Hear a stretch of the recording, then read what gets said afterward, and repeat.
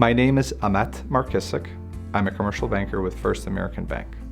I've been with the bank since August of 2008. I started in banking in the early 2000s and have spent my entire career in that sector. I'm quite unique to First American Bank as I'm one of the only commercial lenders that has worked at another institution prior to coming here.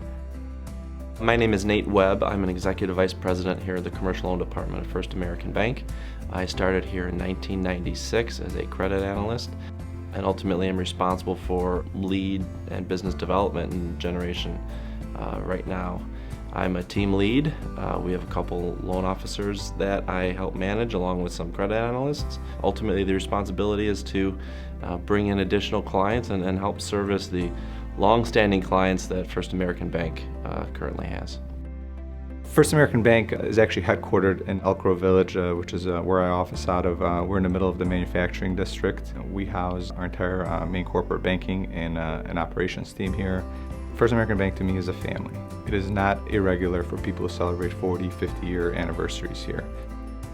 Certainly there are a lot of doors that open with TMA. Again, our bread and butter client is the manufacturer, if you will. Being involved in the events that TMA sponsors, which are many, certainly gives us an in to how business owners run their business, what they need today, and certainly being in front of those people over and over again throughout attending these events gets you familiarity with each other.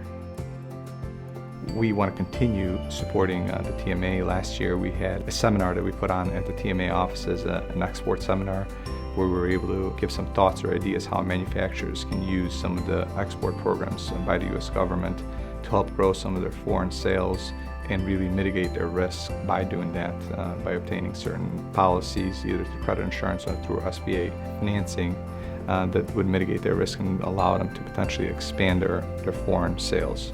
And we want to ultimately continue to partner with the TMA, some client base, and potentially new customers.